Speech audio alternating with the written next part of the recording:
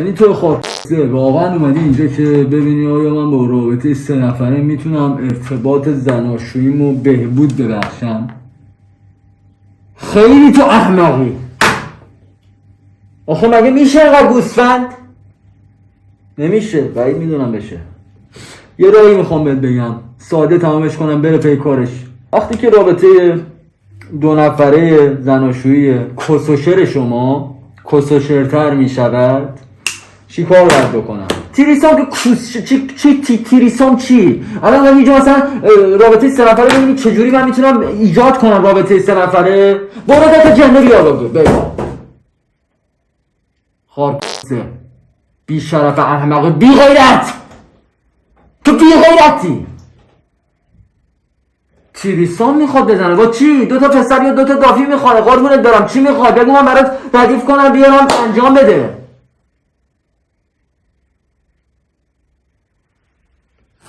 اسکش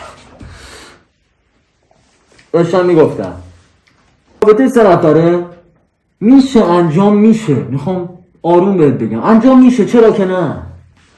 میتونی 2 تا تطیاره بیاری، 2 تا هر چیزی دوست داری بیاری. با خانومت اول صحبت کن، با اون آدم اول صحبت کن، باید اوکی باشه دیگه. نمیشه که همینجوری 2 تا داد بیارم. نمیشه که عزیزم، نمیشه که. شما باید وقتی رابطه زناشویی خراب در حال خراب شدن و گوه شدنه، رابطه به یک شوک نیاز داره. مثال من تریسام بوده عزیزم، اون شوکه رو باید اجرا بکنی. اگر شد دیدین همون نیاز دارین میشه. من مثلا این تریسام مثلا شما میزنی میگی اوه این چی بودی چی کار بود کردی؟ من فقط تو رو میخوام عزیزم، من کسی دیگه رو نمیخوام، فقط تو.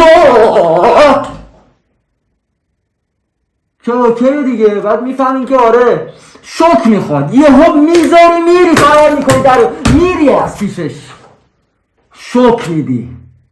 شوک.